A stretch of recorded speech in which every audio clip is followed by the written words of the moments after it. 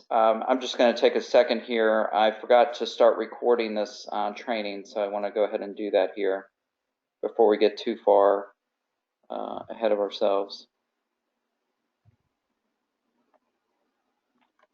Okay. So the questions that are on the activity, those are what you can use on a form. There is an exception to that, which we'll talk about here shortly. So if you're working on a form and you want to be able to have a certain question on it and it's not available for you to add, you'll need to come back to the activity questions area, just where I'm at now, and add the question to the activity itself. Okay? Are there any questions about that? Okay. No. I'm sorry.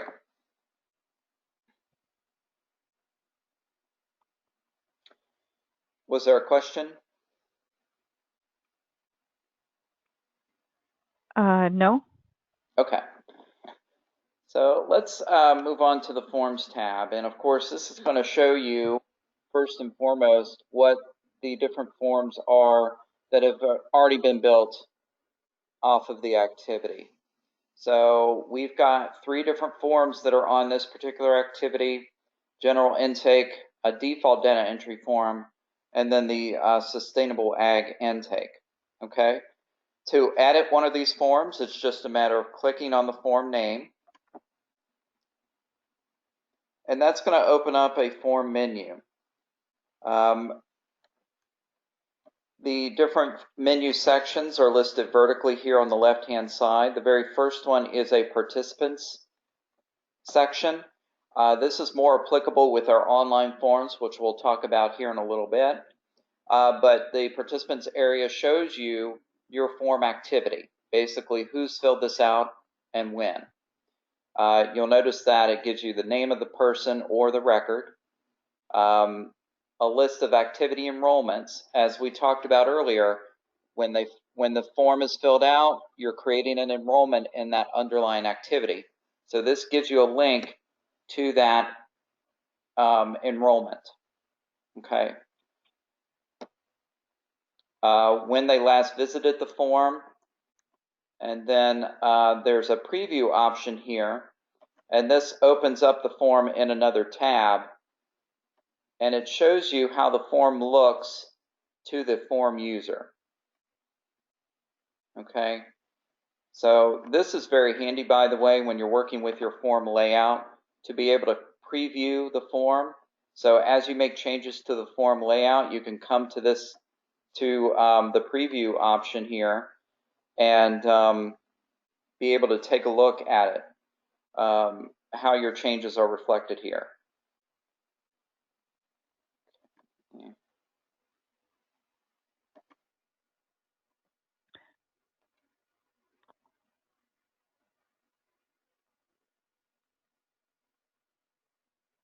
Okay, I'm sorry, just verifying that we are recording this. So that's the participants area. As people fill out the form, you'll see their name populated here, and you can also search for someone's name here if you're looking for a particular form that's been submitted.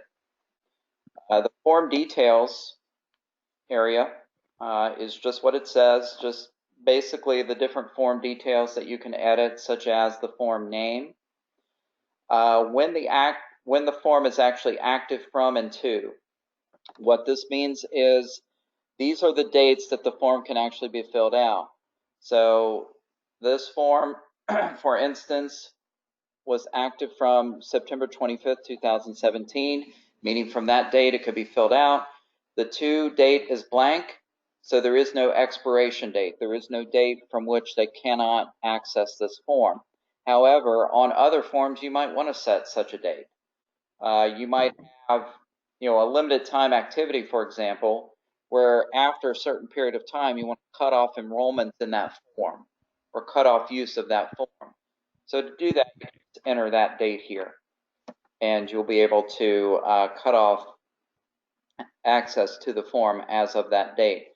At the same time, you might go ahead and create a form, but you don't want people to fill it out quite yet. So you can set a date, the active from date, sometime in the future, maybe October 1st. If this is, an activity a couple months out, then I might set the form date appropriately there. The automatic, yes. I had a question, two things. One, could we then go in later and change that date? Like, let's say we say, oh no, we want to extend it. So it's that. Or if, let's say the next year we want to use the same form because the class is happening again or something, could we then copy this for the next one since it would be the same? So yes to both. You can always come back here and change the dates if you want to extend the form enrollment period. And you can also copy the form if you want to use it for another activity. The thing to keep in mind with that is you might want to go ahead and copy the entire activity. And when you do that, you have the option to copy the existing forms too. The reason for that is, remember, when they fill out the form, you're creating an enrollment in the activity. So for that new activity, you may not want to have those enrollments in that old activity. Let's say, you've got an activity from 2017 in here, for example. So for your 2018 activity, you might want enrollments to go in a specific 2018 activity, not something from 2017. Does that make sense? Yeah, so it sounds like that's the preferred way to do it. Yes. As far as tracking your point. Okay. Yeah, you just copy the activity overall. You can copy the questions as well as the forms to that, and we'll see that here in a little bit. And then you're good to go. But yeah. So in our activity titles, we should be putting, if it's, for instance, a class or something, we should be including the dates or date range? Absolutely. Absolutely. Okay. Yes. Okay. It's a very good idea to have some sort of naming convention like that for your workshops, your classes, those one-off types of events, because number one, when you look at your activity list, you're going to want to know right away when that was. And then secondly, when you're creating new activities, you'll have a basis for, or a template, if you will, for creating that new activity. And so it's easily identifiable that way. But yes, I would absolutely determine a naming convention for that. That includes at least a date. So our naming convention maybe would be the program initials 2 or 3, and then whatever the name of the activity, and then the date or date range. I mean, we can talk about it, and can you have slashes and dashes? Are there any restrictions there? No, there aren't any restrictions in terms of the characters you can have in an activity name. And yeah, that's a typical, that's typically how other agencies will do that. It'll be a specific program name or something that identifies what the activity is tied to. Then there might be a date in the activity or the activity in the date. Some put the date first. So it's really up to you, but those are the main parts of an activity title, at least for a class or a workshop. Okay. So Maribel, why don't we can kind of add that to our list to connect and set that up afterwards so everybody's on the same page and doing the same thing. Find out from her what they've got. Like when I worked with them before.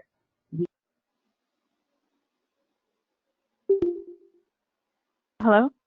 A relationship with them. So Maribel stepped out quickly to a meeting, but she's logged in on the webinar. So I think definitely build something with them, and they usually choose like a charity of the year and all that. Okay. I'm having a hard time hearing. Okay. Can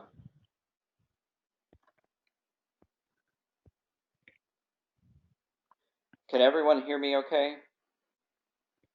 I can hear you, but it sounded like Maribel and Bridget, but it was kind of garbled. I didn't hear either one of them. Okay, yeah, I had trouble hearing that as well. But yeah, I would, you guys can talk internally about that, the naming convention for those activities. There are some other things here that you can do in terms of the form details. The automatic roles option allows you to assign automatically a role or a set of roles to those that fill out the form. So if at this point, when this form is filled out, you want them to go into the participant adult education role, for example, then we would select that here. And then once the data is entered on the form, they're automatically put into this role. It's not a requirement, however, so you see right now it's just blank. But you can do that to automatically put them in a role. There is also a language translation option here. So obviously English is the default option, but there are other languages that can be added to your database to translate forms to. Spanish is one of those, Chinese, Russian is another, and there are a few other options as well.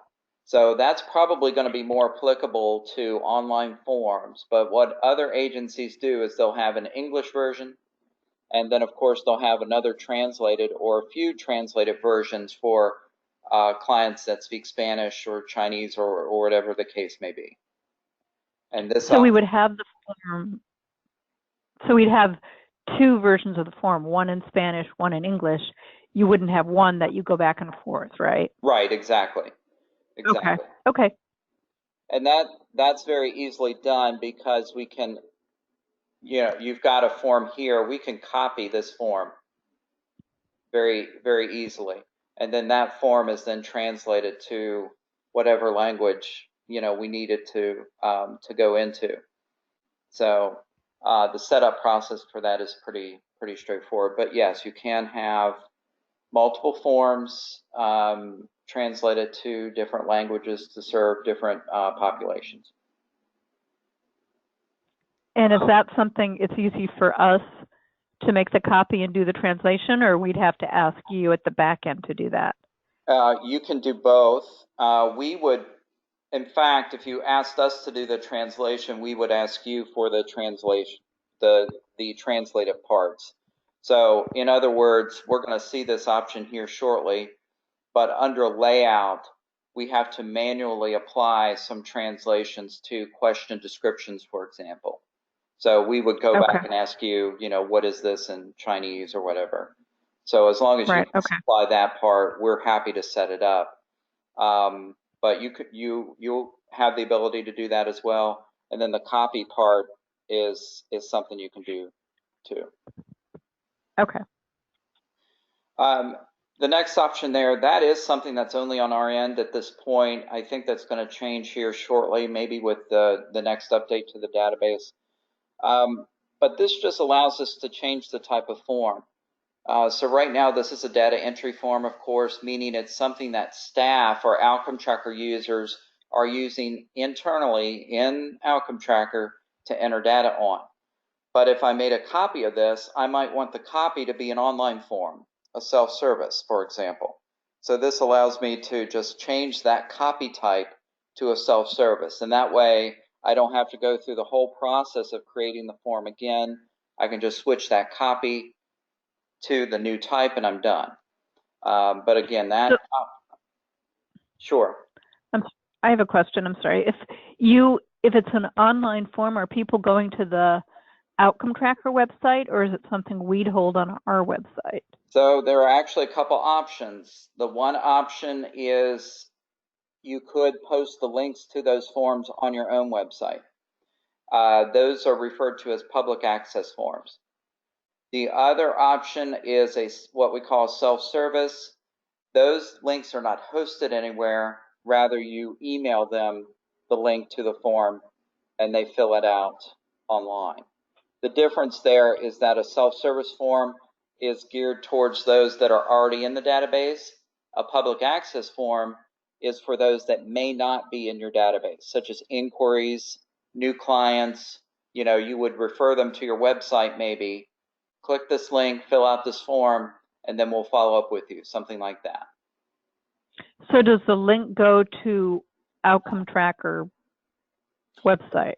It does not. It goes to a form that may look something like this. So the form we're storing on our server?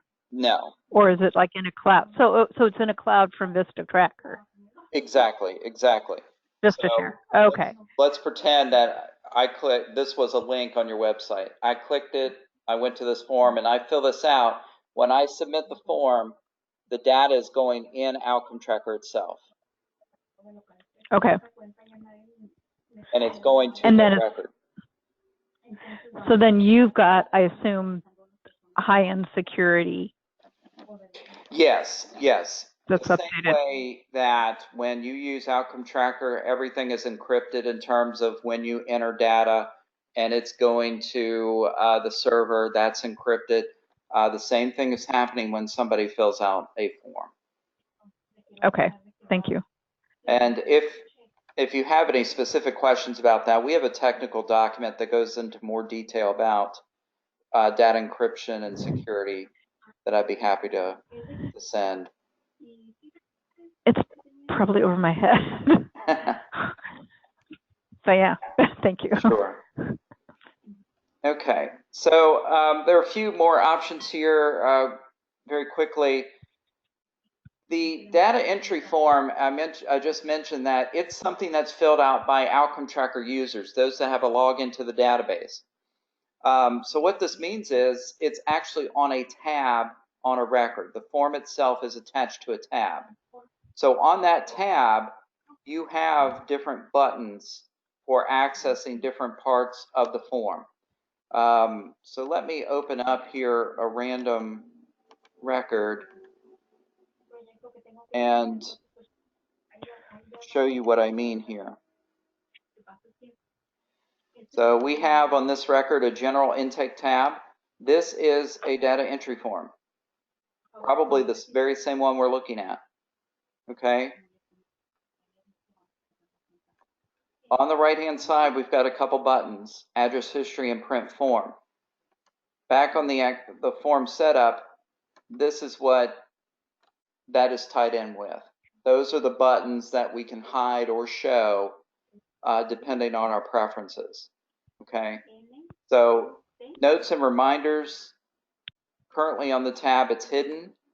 But that gives us a link to the tasks and reminders function so that if we want to add a reminder for this record, we can do that from this tab.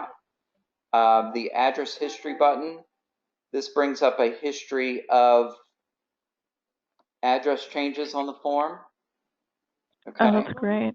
So when you go to this tab to update an address, of course, the address shown will be the most recent. But Outcome Tracker saves those address changes and you can access them with that button. The print form option,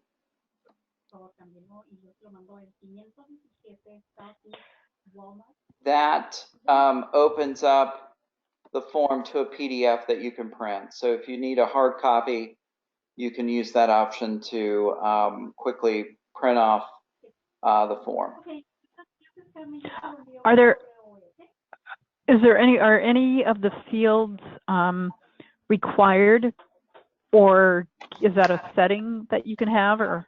Absolutely, yes, you can. There are a lot of things that we can do in terms of making fields required. It's all part of what we call form actions, and we'll talk about that towards the end of the training. But you can set different conditions for the question behavior on a form. So I could say, for example, if their preferred contact method, if they say email, then I need to require the email address. If it's text, then I need to require the mobile phone number field. But if it's not, okay, then we make that optional. You know, so there's a lot that you can do there. Okay. Okay, and the last couple options here, just again very quickly, this allows you to restrict who can fill out the form based on role. So this might be a form that you only want those in the adult education role to fill out. So you can restrict it to only those in that role. Doing so just means that you want to make sure you have data integrity, basically, that someone isn't accidentally enrolling somebody in the form that shouldn't be. Okay. You can do the same things, same restriction, but a little broader, and that's by name type. So this is a form, for example, that maybe only people should fill out, not organizations. So we can say, limit this to just people so that somebody doesn't accidentally have a business or enter this information for a business record. Okay. Can we pick multiples? Like under the enrollees by role? Yes. Okay. Yeah. Okay. Thank you. Okay. So that's form details. Again, just those generic details about the form that you can come back and edit.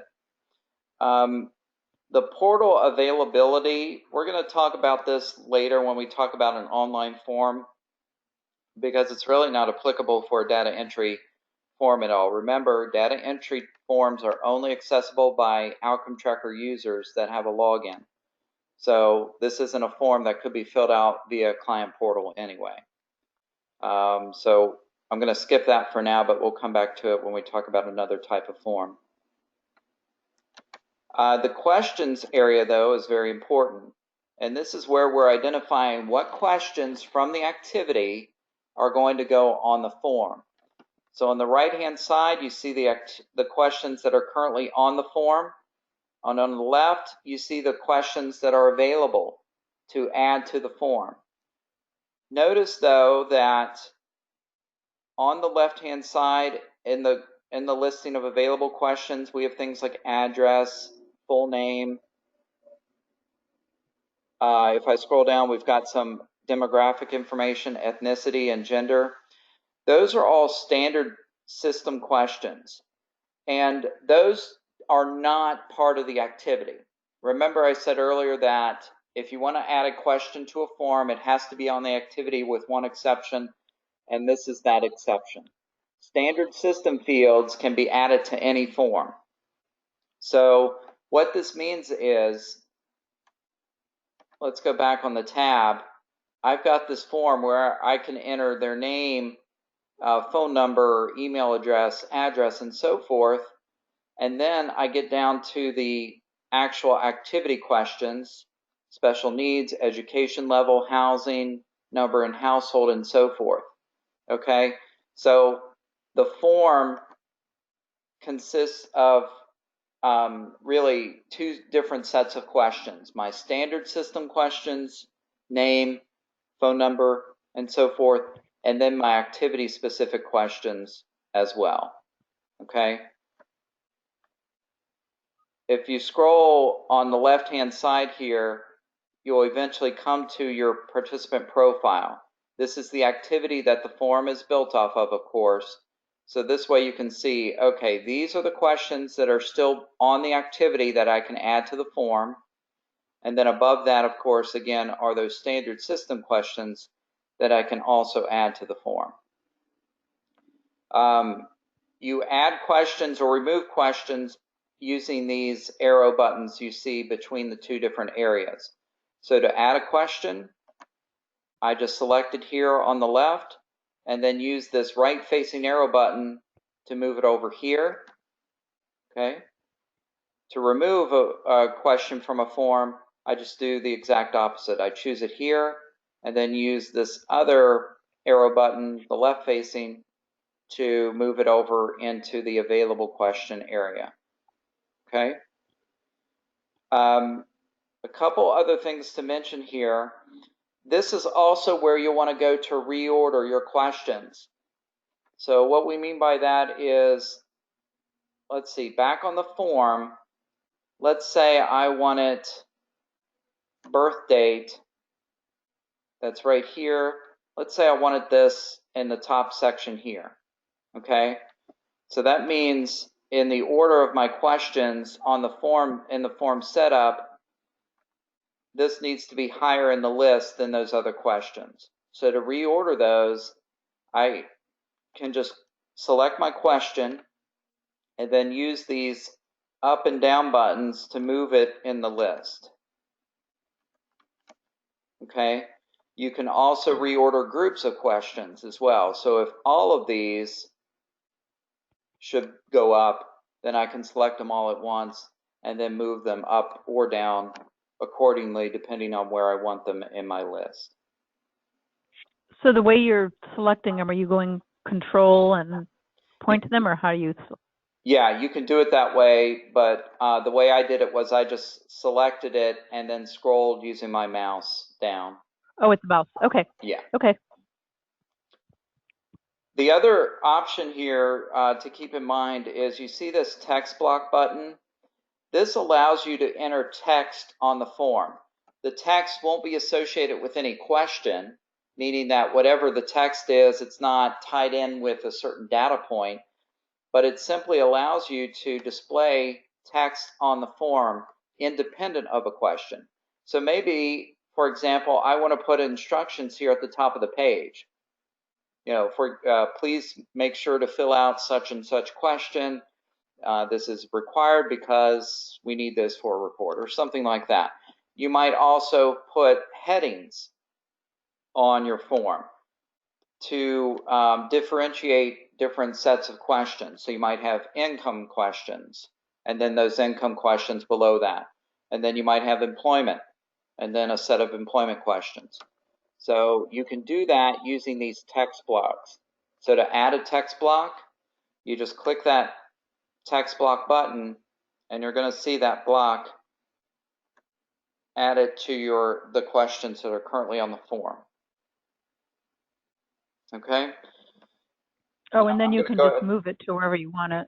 Exactly, yes. Okay. And then, yeah, if this was supposed to be at the very top, then I can just reorder them all and move that up to the very top if I wanted to. So absolutely. I'm going to go ahead and save that, because in the next area, this is where we can edit that text block to show whatever we want. And that's under layout. Okay. Layout is, again, exactly what it says, how the fields are laid out on the form. At the top of your question list, you're going to see what we call default arrangement. The first option there is over under. That describes how the questions and the answers are laid out on the form.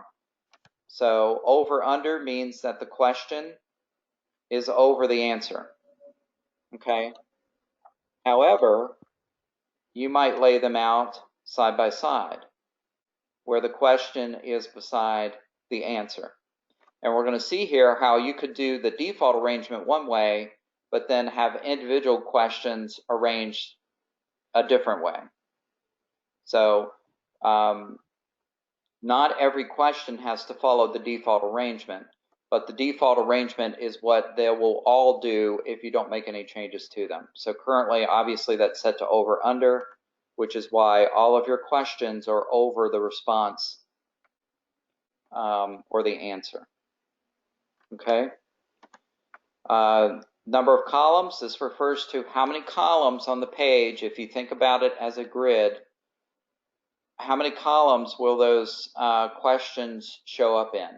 So this form is set to 2, meaning that we've got one column with one set of questions, and then the second column with another set of questions.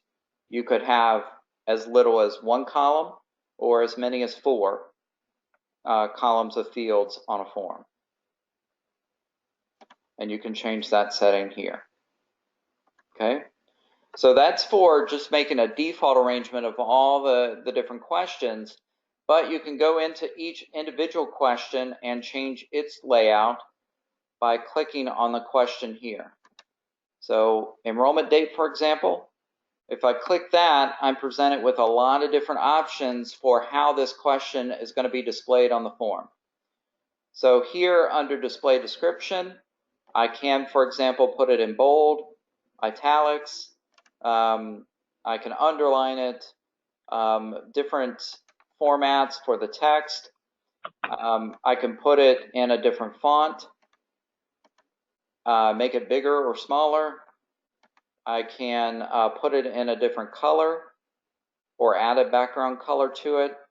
So there are a lot of different options for displaying your questions. So you can style those however you want. And to do that, you'll just need to click on each question you want to edit and then apply that specific formatting that you're looking for. Below that, you come to an arrangement option, and this is what I was just talking about. So you have your default arrangement of over under, but I can change it here to side by side for enrollment date, for example. Okay, so let me just save that and show you what that does. Okay, so enrollment date, and now the date field is right beside the question instead of underneath it. Okay.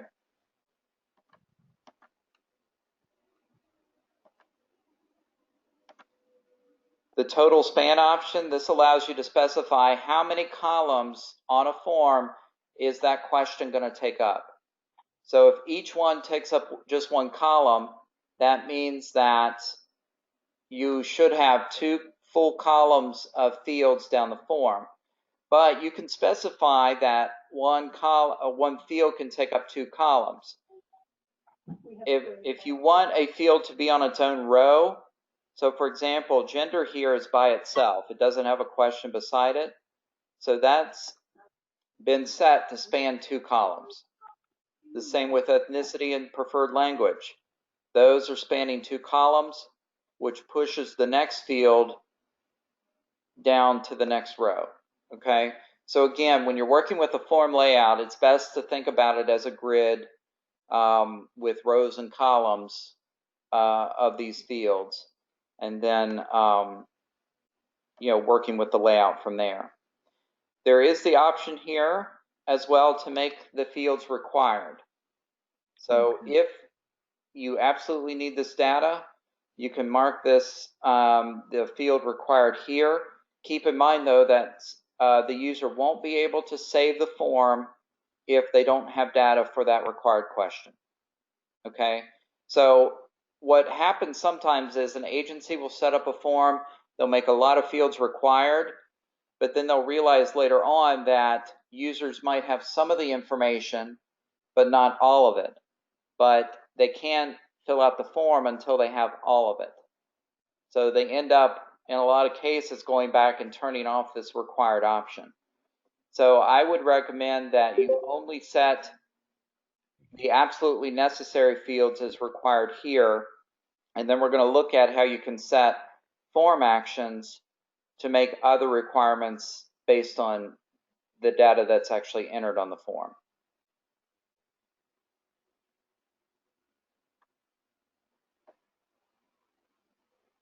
Okay, and so we've got our other questions here. Again, to change how they're displayed, I just need to click them and do the same thing that we just looked at.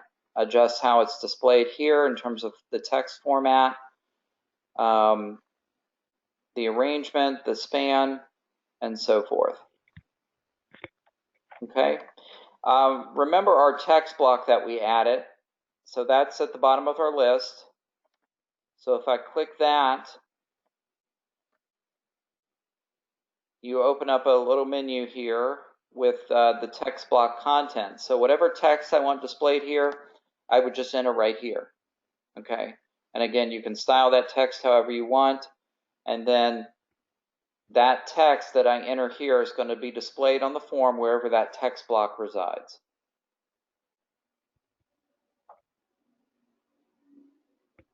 Okay. Back to our form menu, I'm also going to skip the email options here. Those, again, aren't applicable really to data entry forms. They have more to do with online forms. So we're going to come back to that when we look at an online form. The reports and queries option, this is more of an advanced feature, but it can be very helpful. It allows you to link query data to a form. Why would you want to do that?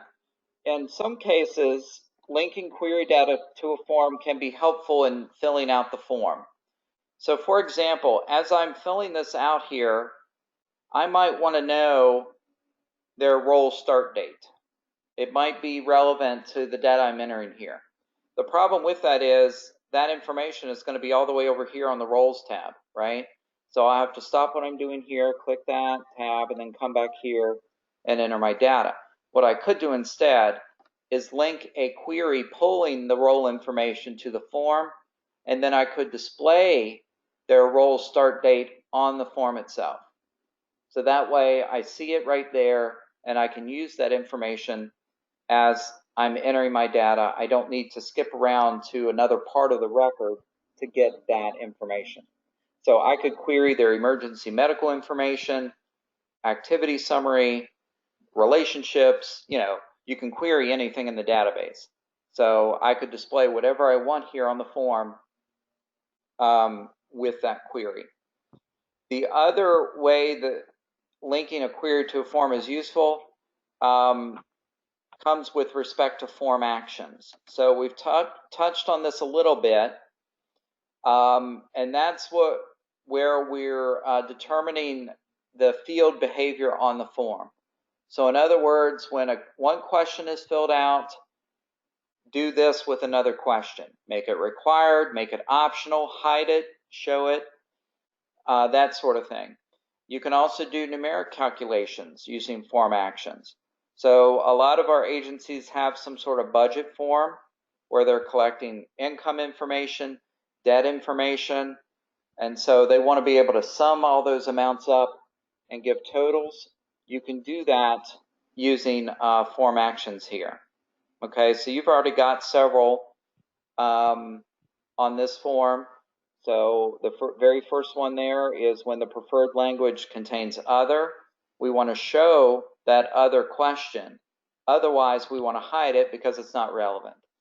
Okay, so form actions really help streamline the data entry process. They help avoid bad data entry. If preferred language is not other, I don't want somebody entering another preferred language, because obviously it's not their preferred language if something was selected there for that question. So it helps data integrity and allows you to really guide a user's data process on these forms. Okay, back to queries, we can use that query data in a form action. Okay, so I could set a condition where I say when the role begin date is after this date, then show this field, otherwise hide it, or whatever data I'm looking at.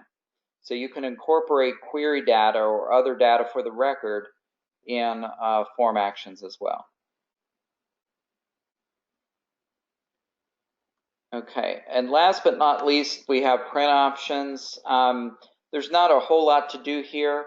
This just determines when you print the form from the tab. So remember, it's this option here. What does that look like?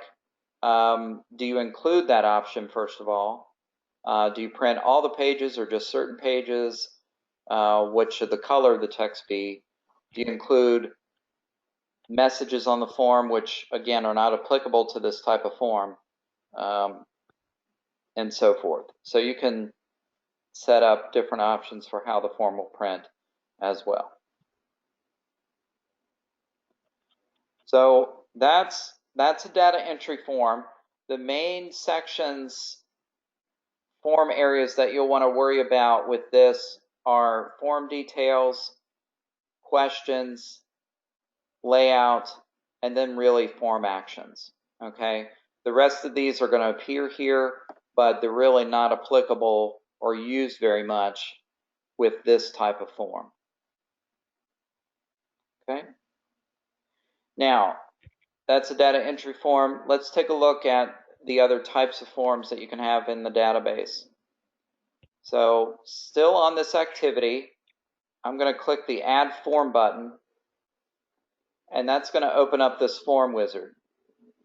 So this is what you'll use to add new forms to your activities and to your database. So the first step, of course, is to identify the activity the form is built off of. Where should the data go? Where do we want the data to be housed in the database? I want the data to be on that general intake profile activity, so we're going to add the form to that. Okay? The very first page here gives us a brief description of each form that we can add here. So self-service is, again, is where people that are already clients, their names are already in the system, they're able to enter their data online because I invite them to fill out the form. In other words, this is where I can email them a link to this form to fill it out and give me the information. When they fill out the form online, the data saves to an enrollment in this activity to their record. Okay? The other option here is public access, and we talked about that earlier. This is for those that aren't necessarily already in your database. So new clients, people curious about your services, they would click a link to this form on your website. They would fill out their information. When they do that, a new name record is created for them in Outcome Tracker, and the information they put on that form is saved to that record. So it's a very good way to at least get contact information and a record started in the database so that you can then follow up with them afterward and get maybe more intake information and so forth. So I have a question. What if, say, somebody goes on the web and they don't know that they're in our database and they create this? So is there a way that we can track to see, oh yeah, there's a duplicate, and can we merge it, or is that more onerous? Yeah, that's a great question. So the public access form has the ability to check for duplicates. So what we're going to see here shortly is that a public access form has to consist of at least 2 pages. The very first page is where they give their name and at least their email address. When they try to go on to the next page, Outcome Tracker does a quick check to see if that name and that email address is already in the system. If it is, you have a few options. You might allow them to continue to fill out the form. You might tell them, go to a client portal if you have that set up, or you might tell them, you're already in our system. We don't need you to fill out this form. Contact so-and-so for further information. Okay? In either case, a duplicate record is not created for them because Outcome Tracker has found that record in the database, sees that they're already there, and prevents that from being created. If a duplicate record does get through, you also have the option here on Setup to merge those duplicate records. So on the Setup tab under People and Organizations, under Regular Activities here, you'll see an option to merge duplicate names. So this is a list of all the names Outcome Tracker suspects are dupes based on how it scored those names. So notice that there's the very first name we come to is 100, next is 90. So based on different data that it's looking at on these different records, it's scoring those. And based on our score sensitivity here, which you can adjust, so I want to find everybody that it's flagged at 70 or above as a likely duplicate. Okay, and then I can click on the name and compare the different records to make sure that they are indeed duplicates and merge them from there. Okay, so when you merge, then you choose what's going to be the data that stays? Exactly. That's the master? Exactly. So notice here that for Karina, I've got a master column here with a radio button. So the very first name here is selected. So that means that record is going to be the master. So when I merge these records together, any data here is going to merge to the master record, okay? Only though if the data doesn't already exist in that field on the master record. So what I mean by that is the master record has a phone number, right? So does the duplicate. So that means since this is the master, this is the phone number that will be retained. But for address, that's not on the master record, it's on the second one, or the dupe. So this address will now go on the master record. Okay? Okay.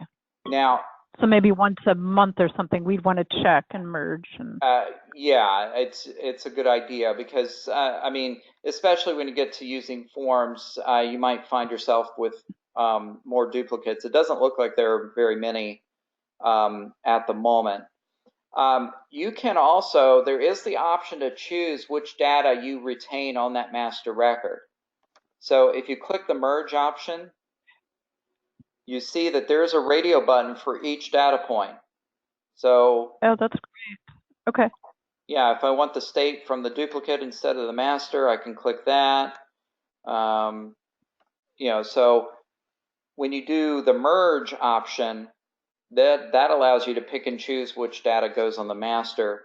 The quick merge option will just merge to the master, and Outcome Tracker decides for you what information goes on that master record. And again, it's based on whether the data exists or not on the master record. If it does, that's retained. If it doesn't, then the information from the duplicate goes on the master. But if you've already created reports or whatever, that won't be lost. That'll be kept. Well, exactly. Okay. You shouldn't lose any data from merging a record, except, well, let's say on the duplicate, you've got a different phone number, okay? So when you merge those, you're just going to end up with one single record and one single phone number. So the decision will have to be made which phone number you keep. So in that sense, you will lose the old phone number because that'll be the new phone number, whatever you choose here, will be the new data point that will be in the query. Right. Christopher, Okay. I have a question. Sure. Can you guys hear me? Christopher, so let's say that Karina is involved in 3 of our programs, and each program has a different role or assigned to that program, plus different tabs. If we merge Karina's 2 info here, does that mean that all of the data for all tabs, no matter what role, will be then combined into one? Yes. So yes. we wouldn't lose that data at all. It would just be that we know that this person is part of all of these projects. Okay. Exactly. Okay. Yeah, I'm glad you said that because I forgot to mention activity enrollments. Whatever is on that duplicate record, those enrollments will go on that master record you're merging to. So you won't lose any of that enrollment information. Now the users will be assigned certain roles. So even though this client is merged to the master record, when the user clicks on that person, they'll only be able to see the tabs related to the role, even though this participant has tabs for other roles, correct? Yes. Yes, that's right. Okay. Okay. Let's go back to our form setup here. So yeah, public access is a really good option, especially again for accepting inquiries through your website. The best part about it, in my opinion, is that you get the record already created in the database. You don't have to take up staff time entering that person's information. It's done for you by virtue of the fact they filled out the form. So do you send us, do you send us something to put it on our website, or how do we put a link on our website? Sure. Yeah, I'll show you that here in a second. It's very straightforward. Okay. Okay. So in the form type dropdown, let's go ahead and select public access and look at that first. Self-service is very similar. There are a couple differences, but let's start with public access. The next step is to basically assign those form details that we looked at earlier on the data entry What's it going to be called? So I'm just going to say public access example. The active from and to dates, when the form will be live. In other words, is there a role that should be automatically assigned to the form for those that fill out this form? The language. The on completion show option is new. What that means is when the user completes this form online, on that screen, when they finish, what do you want to show them? Do you want to show them a copy of the form they just submitted, as well as a farewell message? Thank you for filling this out. Or do you just want to show the farewell message only? And then the other, which buttons to hide is not applicable. I'm not really even sure why that's an option here, but we can ignore that. So those are the key points for a public access form: what it's called, is it active, what role should be assigned to those that fill it out, if any. Okay. So once you fill out those details, yeah, I'm sorry, go ahead. I'm sorry. So would we have potentially a bunch of them? Like we could have different programs with different classes and signups, and we'd want to put something on the web, say advertising whatever or promoting. So would that get real messy, or how do we? Wouldn't that be different, Christopher, where that's like an activities form specifically for the enrollment of a class? Yes. Yeah, I think. Okay. Yeah. So, okay. I apologize. I'm not quite sure how your programs work or your classes work, but let's say you have a class each month. Okay. What you should have a separate activity for each month. So you know who the May enrollees are, for example, and then the June enrollees, because they may not always be the same, of course. So for each of those activities, you would have a separate form. And so when they fill out the form, you'd know, okay, these are the people registered for May, and these are the people registered for June. Does that help answer the question? Yeah, I think I'm probably confusing two things. So our database could get potentially huge. With I think activities, too, yes. Yeah. With this example here with the public access, I think this would be more like if we were getting like general inquiries about our programs, that we could then put a link like this online. It says, interested in learning more, submit these basic questions, and then we would see if they qualify for programs or what program best fits their needs. Whereas the other thing is different, where like, let's say each seminar that we have, we want to create an activities form for that and enroll specifically those who signed up for it. Or we could send that as a self-service and people RSVP, so to speak, for that. Okay. Yes, thank you. Absolutely. Okay, so the next step here after you determine those form details is to choose what we call the public-facing questions. I mentioned before that a public access form by default consists of at least 2 pages. You've got a first page, what we call the public page. This is what anybody on the internet, if they click that link on your website, is going to see initially, that first page. So here, this is where you're determining what those questions are going to be on the first page. You have to have first name, last name, and email on that first page at least, because that is what Outcome Tracker needs at a bare minimum to create the record in Outcome Tracker. Okay? So you can, of course, reorder them. So we might, of course, put last name after first name there. You can add other questions here, system questions, address, maybe some demographic information as well. But the public page, that very first page of the form, is limited to standard system questions, because at that point, again, anybody could access that link.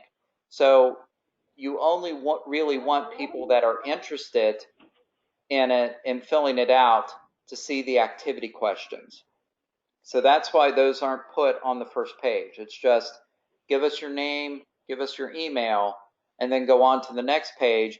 And this is where you give us the intake information that we're looking for, such as occupation, preferred language, country of birth, and so on. Okay, so this is the second page of that public access form. These are the activity-specific questions, the intake questions. So this is really where they're giving us everything else that we're looking for here. Okay, so there are 2 pages really to set up in a public access form, the public one, and then the second page that only those that submit the first page will get to. Christopher, I had a question for you. The creation of forms, is that open to basic users, advanced users, or just administrators, or is that like we decide who can actually create a form based on permissions? Yeah, you can decide that. And oh, okay.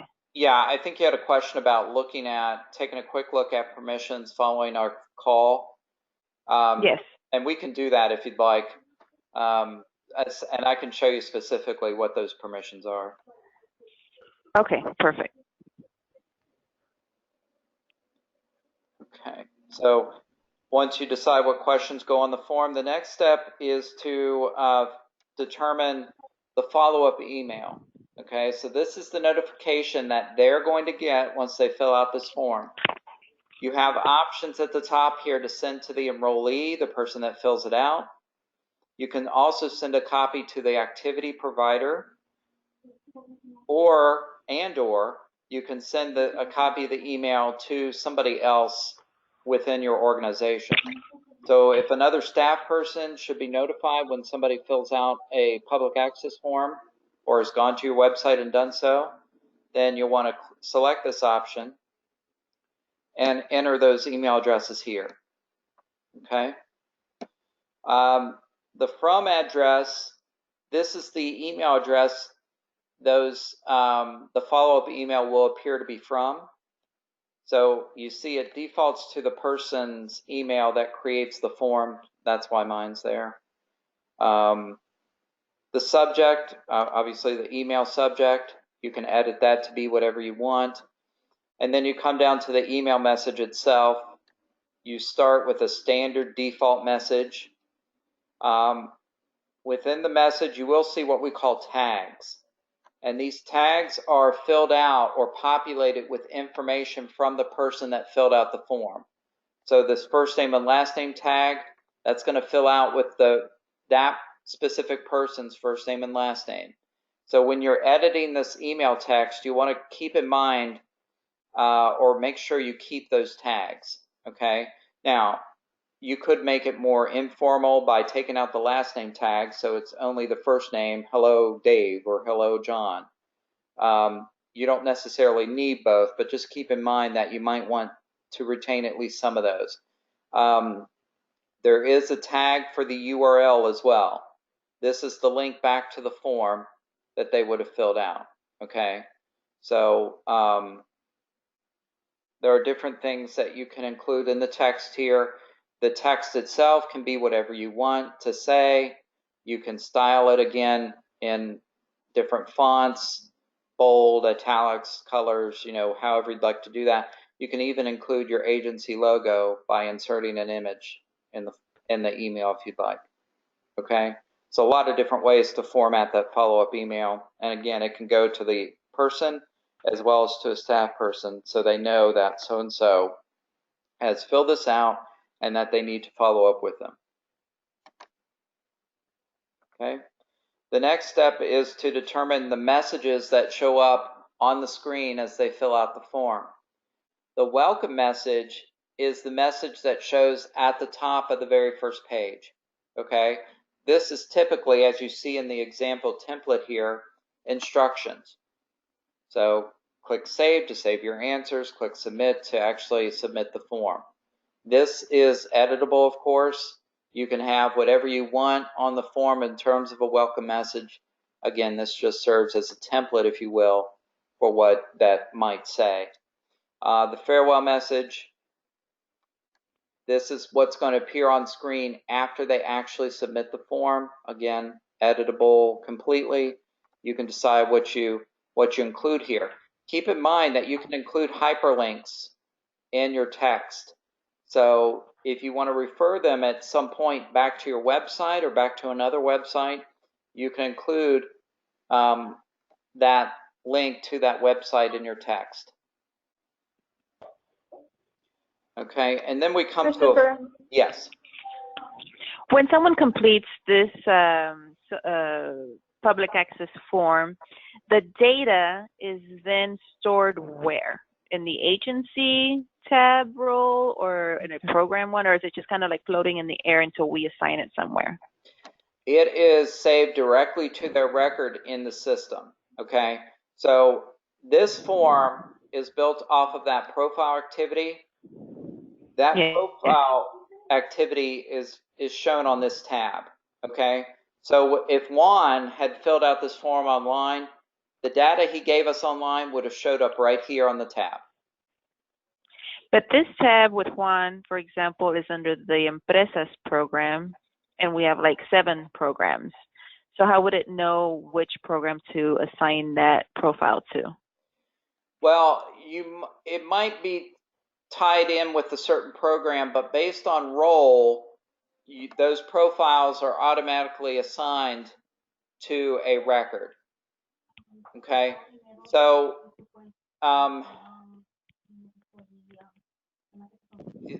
this. So maybe when you yeah, the general intake form here is built off of your general participant profile. So this public access form is built off of the exact same activity. All that means is the data is going to go in the same place, which means an enrollment in this activity for that person. So whether you fill out the data entry tab for them or the public access form for them, all the data is going to go in the same place, and enrollment in this activity for that person, and that data will show up here. So this general intake form, for example, this one tab here that you have open, it's the exact same form, exact same tab that we're using for most of the programs to intake participant info. But like if someone has an inquiry and then fills out the public access form, they wouldn't know necessarily which program they're interested in yet. So where would that data go directly to? Which program role? Or is it just in the general intake form somewhere, but it doesn't have the role assigned to it yet? I would say it would not have the role assigned to it quite yet. So you're referring to basically the option with the form where you can automatically assign a role to somebody. Right. Yeah. If this is, since this is a general intake, we would probably not assign a specific participant role to them at that point. That would come later on. Yeah. In the beginning, I have a question. In the beginning, there is the option where you can assign a role. Can we just assign it the role of general inquiry so that all this data is put into there, and then we just like look on there to see and call people back and stuff like that? Yes, that is typically what is done in this case. Yeah, so you've already got a general inquiry. They would go into that, and then based on what they told you, then you would add the specific program role to their record. Right. So So we have in our general inquiry, I think we have a question of, check off your interests or the programs you're interested in. And then I guess the general inquiry, we could have it set up to send an email notification, one of them, say, to Melissa, who would then maybe forward it, depending on what programs they check they're interested in, to whoever. Is that kind of how the norm? Yeah, so you're referring to this question here. Mm-hmm. Yeah, so whoever gets the notification that they filled out this form could just look at this quickly and then pass along the information to the appropriate programs, yes. Okay.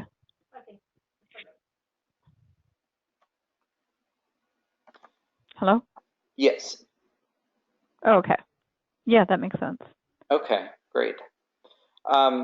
The last message that might appear on the screen is called a full message. What this means is if the activity is full, they're not able to fill out the form, so they're going to see this message instead. How does an activity get full? Because on each activity, you have the option here on the Edit tab to set a maximum number of enrollments. So this isn't applicable really for an intake or a profile because that should be unlimited. But for a class, you might only have 20 seats. So for that, you might set a maximum number of enrollments, and that option is right here on the activity edit screen. You might set that to 20. So what that means is that 21st person, they go to fill out the form for that class online. Instead of completing the form, they're going to see this message instead. Okay. So the reason they can't fill out the form, of course, is because the activity is set to just 20 enrollments. If they fill out the form, that's going to mean a 21st enrollment. So that can't happen. They see this message instead. And that's the last step. So once you've decided on your on-screen messages, you just click the finish button on the next page, and the form is finished.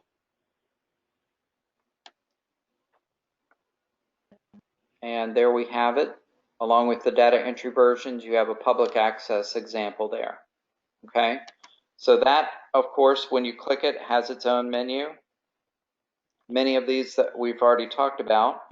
There are some additional ones, however, because it's a different type of form than a data entry.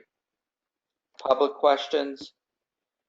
This is where, first and foremost, you have that web address or URL that you would embed on your website.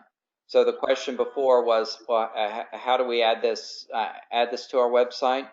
You would just copy and send this to your website developer, whoever maintains your website, and ask them to embed it. Okay, or otherwise post it so that people will be able to access it. Okay. So it's available. So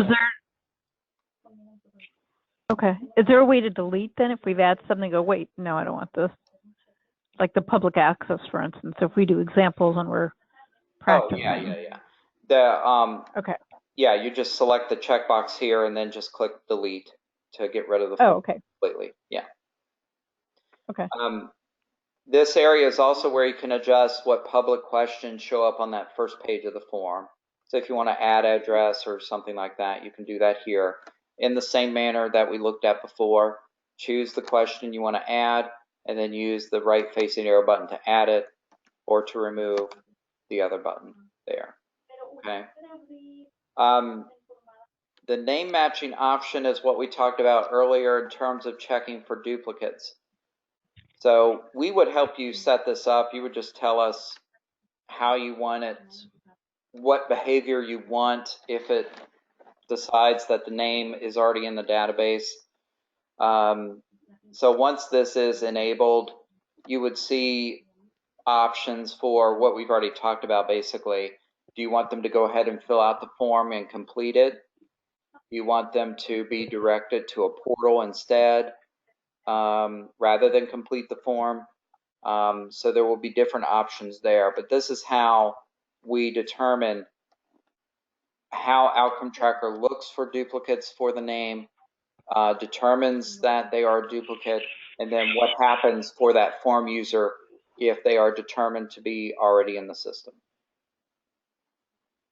So can we have one of the options set? Let's say someone, can we then send them or link them to the info that we have so they can update it? Let's say if they moved, and then also if they say, no, I'm interested in blah, blah, blah, contact me, or? Yes. So you could have them, the very first option that it's not enabled yet, those options aren't enabled in your database. That's another setting that I'll have to go to. But the option one basically is to allow them to go ahead and complete the form. So even though they're already in the system, they would be able to do that. And then if they can complete the form, then they can give you updated information. So they would put their new address on that form, and so their new address would go on their record and outcome tracker. What's going to happen is, even though they're already a duplicate, their existing record will update with that information they give you on the form. Does that make sense? Yes. So it'll update automatically. Will we be notified that anything changed? Well, you'll be notified that they filled out the form with this follow-up email option. And then will we still have the history in case? Address history, yes. Okay. But if they were to change, the answer to this question or dental insurance, you won't necessarily have a history of that change. Does that make sense? Yes. There is an option. It's a little complicated, but there is an option to actually be able to retain those changes. It's called an historical activity profile.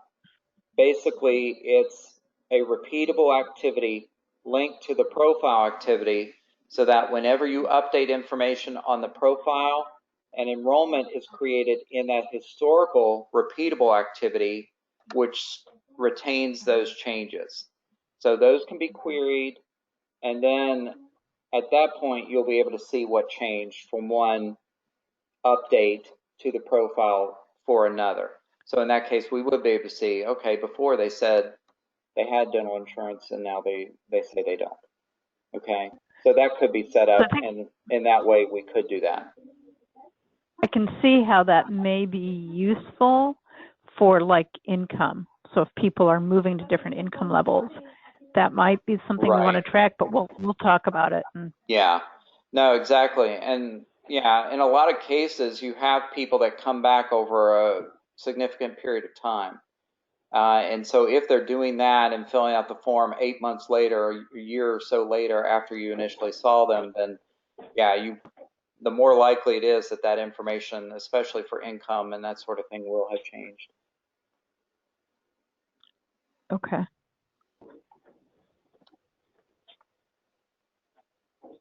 So back on the public access form, you have a public layout area. This is for working with the layout for the public questions. There's questions on the first page of the form. Everything else, though, is exactly like the data entry form that we looked at earlier. It's simply a matter of deciding, what form actions you want, what field behavior you want to require certain fields, how do you want the text to display for your questions, and so forth. Okay. I know we're running a bit long here, but let's take a quick look at a self-service. There aren't a lot of differences between that and a public access. They're both online forms after all. But to create this one, what I'm going to do is copy the public access. So you just select the form you want to copy and then just hit that copy button. There's my copy. So I'm just going to go into that. And I'm going to go into form details and switch the form type from public access to self-service. That's easy. So now I've retained. So do we, if we rename it, because let's say we want to keep the public access one. Oh, it changes the name. So it did keep it. Okay. Yes. And then you would just edit the copy to be whatever. So I'll just call this self-service example. Now, I wanted to show you self-service. The options are really the same in terms of the questions. You would go here to add questions to the form. Layout, of course, is the same. There are a few differences, though. The first is portal integration. So what this refers to is if you're using client portals, you have the option to send them to a portal once they complete the form.